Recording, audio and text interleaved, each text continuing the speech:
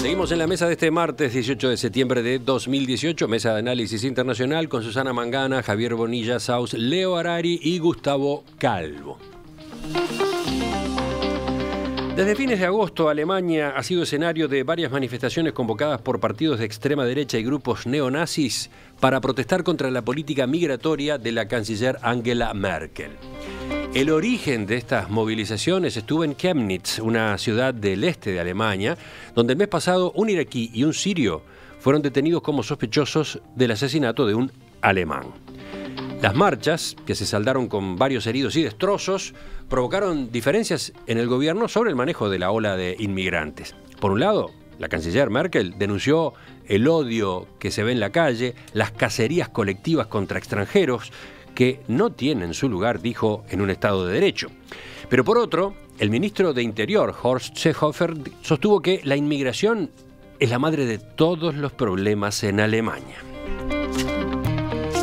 Susana, vamos contigo y un primer apunte. Sí, a mí estas lecturas tan lineales donde toda la culpa la tiene la inmigración o donde todo, se soluciona con redadas nocturnas y demás, obviamente me incomodan, me parecen sumamente peligrosas. Eso sí creo que es un dato objetivo de la realidad. Tenemos, y sobre todo a partir de lo que fue la llegada de Trump a la Casa Blanca, fue un efecto de arrastre, ¿no? Porque recordemos también la campaña electoral en Francia con Marine Le Pen realmente combatiendo codo a codo con Macron, para susto de muchos propios y ajenos. Yo creo que hay que tener en cuenta dónde se producen estas manifestaciones neonazis, que sobre todo en Sajonia, una zona que está económicamente más, menos desarrollada que la Alemania occidental, ¿verdad? Entonces eso también tiene que ver en el momento en que tenemos desempleo elevado quizás no en comparación con Uruguay o con Latinoamérica, pero sí para el contexto económico alemán, cuando el ciudadano percibe que él está viviendo mal por culpa de que llegan otros que reciben ayudas sociales y se hace esa lectura lineal, una vez más, no son analfabetos, pero sí son personas con una mirada muy poco periférica, una mirada muy lineal de las cosas, ¿no? Entonces la culpa la tiene el inmigrante que viene y me saca el trabajo. Lo triste es que esto se está dando en un país que ha sufrido y mucho por lo que fue ese brote nazi, que todos recordamos, ¿no?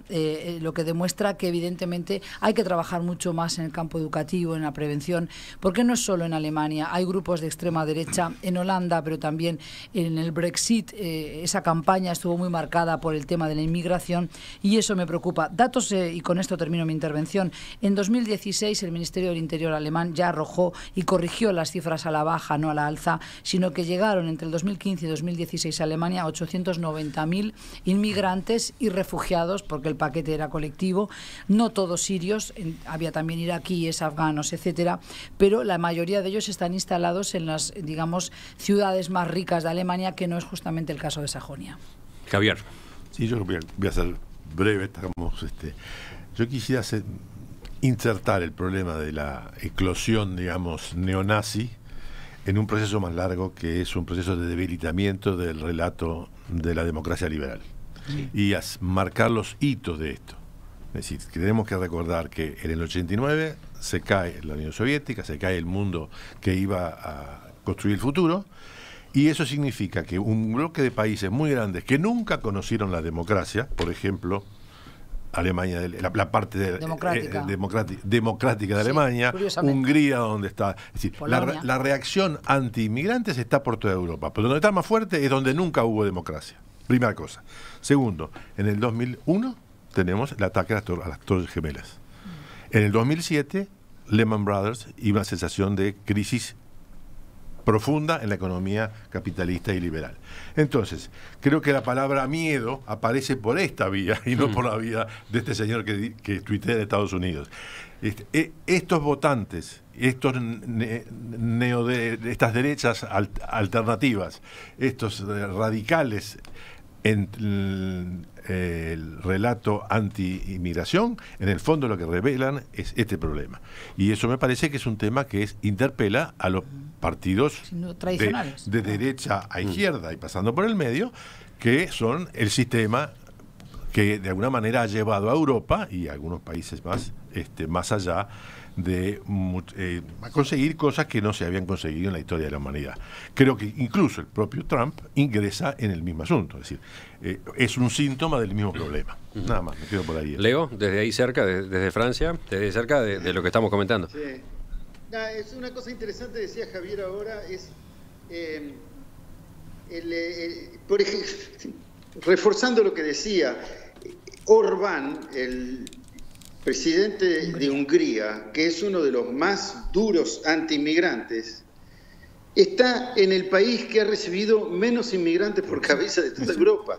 O sea, no hay una relación directa entre la inmigración y ese sentimiento nacionalista. Viene por otro lado, y yo pienso que tiene que ver con la educación democrática, pero tiene que ver también con las víctimas de la globalización, con la bronca de los que tienen menos privilegios que antes o que temen perder los que ya tenían. Esto no va a parar así hasta que no se logre un sistema que sea más parecido al que hubo en los últimos 30 años del socialdemócrata, donde se reparta un poco más. Se están reorganizando las economías de vuelta como una aspiradora para llevar toda la plata hacia muy pocos centros, muy pocos lugares, dejando en el camino víctimas, ya sea porque la tecnología los pasó por arriba o por otro tipo de razones de tipo político. Entonces, ese es un elemento. Ahora, por suerte, esas derechas no son homogéneas. No es un movimiento internacionalista el nacionalpopulismo. Hay quienes son nacionalistas, tienen el tema de la inmigración, pero sobre todo le tienen miedo a Rusia, como los países del este. Y esos se agarran a la Unión Europea y se agarran a la OTAN porque piensan que esa es su garantía de futuro. Entonces defienden en cierto sentido la institucionalidad europea. Y hay otros que están dispuestos a romperla, como Orbán, por ejemplo, en Hungría, que es un fanático, y a diferencia de Kunz en Austria, que trata de mantener la legalidad europea a pesar de ser un tipo de extrema derecha. O sea, es bastante heterogénea, por suerte.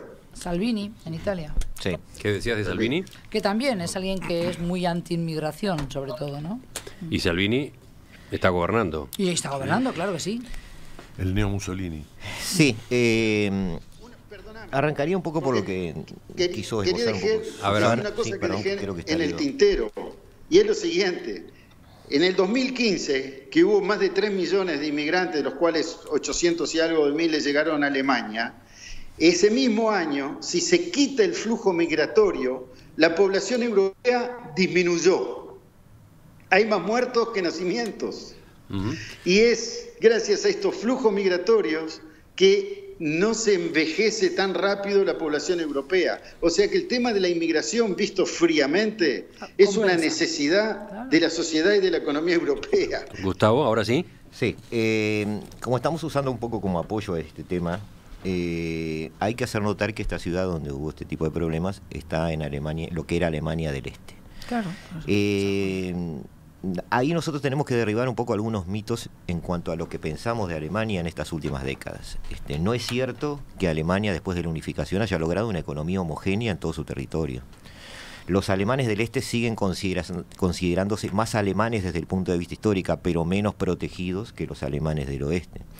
Siguen considerando que sus sueldos, sus jubilaciones, sus ingresos son menores que en el oeste. Siguen considerando de alguna manera que son ciudadanos de segunda clase desde el punto de vista económico.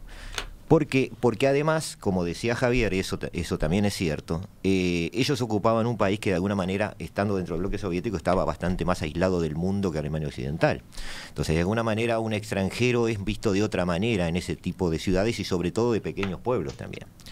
Ahora, dicho esto, sí hay una relación bastante lineal, y eso está bastante estudiado, entre aquellas zonas que, debido a la reconversión industrial y debido a la inclusión de la tecnología en forma muy rápida, ha generado desempleo y ha provocado ajuste, y el crecimiento de este tipo de movimientos tipo xenófobo y que de alguna manera son antimigratorios en todos sus discursos. Entonces, esa línea sí se está dando. Entonces yo pienso que la causalidad, como estamos diciendo también en la mesa, es un poco al revés. Es decir, no es que el inmigrante me esté produciendo desempleo, sino que el desempleo altera mi ánimo, mi economía, y yo le echo la culpa al inmigrante. En noviembre se van a cumplir 80 años de la Noche de los Cristales Rotos. En otra Alemania, hace muchos años, alguien utilizó como excusa a la población judía para hacerla partícipe de la culpa de todos sus males. Hoy es el musulmán. Este movimiento, exactamente, este movimiento, a pesar de que es heterogéneo, como dice Leo, tiene algunas particularidades que se ven en toda Europa. Yo incluso me hice un mapita aquí pintando de azul la derecha y veo el crecimiento, que es bastante interesante. ¿Qué sucede? Ellos están viendo a los musulmanes como los culpables de todo. Incluso han llegado a una especie de filosemitismo donde dicen que Israel de alguna manera es la última frontera que podría frenar a la corriente islámica que viene a invadir Europa. Por supuesto, eso es una excusa, ¿no? Pero volvemos a tener excusas para explicar nuestras situaciones cotidianas. Lo que ellos creen que amenaza es la cultura alemana, la cultura europea, como si toda fuera uniforme, ¿no? Esa base judio-cristiana que tenemos, y que en el fondo lo que desvela y revela también es la falta de entendimiento entre el Islam y la cultura occidental.